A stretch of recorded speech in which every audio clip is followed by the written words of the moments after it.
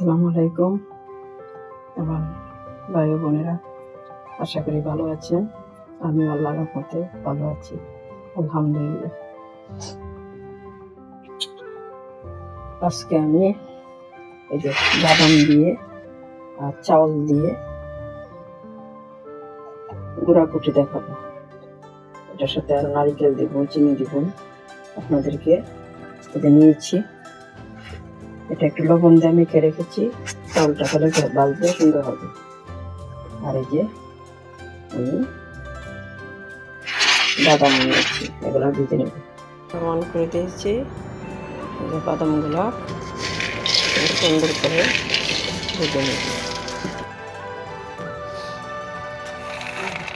বাদামগুলো ভেজে নিয়েছি, এভাবে এখন পরিষ্কার করে নিচ্ছি।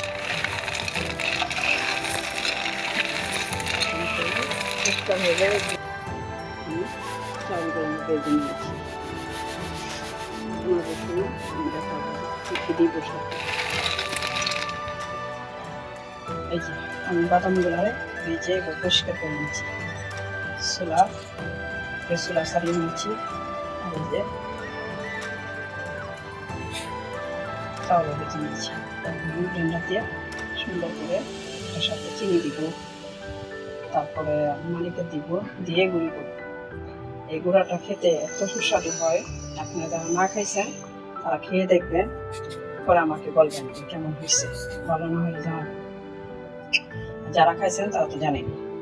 আচ্ছা, আমি ভিডিওর সাথে দেখতে থাকুন। এই যে আমি চাউল আর বাদাম এভাবে একসাথে দিয়ে ব্লেন্ডার করে নেব। আবার এটা পাটাও পিষিয়ে নেওয়া যাবে।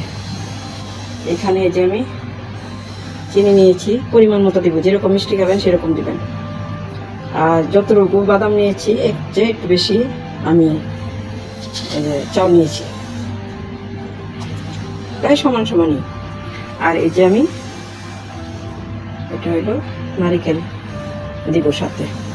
চিনিটা আপনারা মিষ্টি যেরকম খাবেন সেরকমই দেবেন। নারিকেলটা যে পরিমাণ মতো দিয়ে দিব। এখন আমি এটারে ভালো করে ব্লেন্ড করব, গুঁড়ি করে নেব আর কি।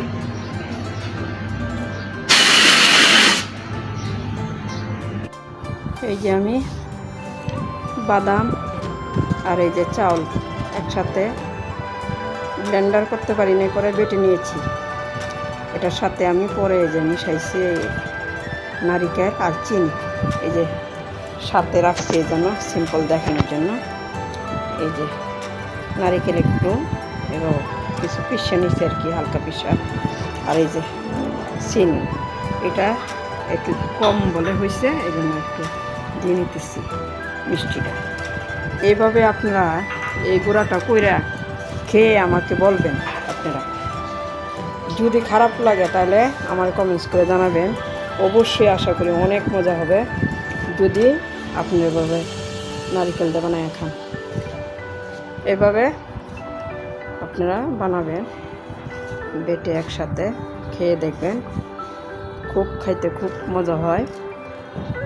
বাদামের নারিকেল, বাদাম আর হলো চাউলের গুঁড়ি সাথে চিনি, একবার খাইলে সবসময় খেতেই মন চাবে, কয়দিন পর পর খাইতে চাইবেন।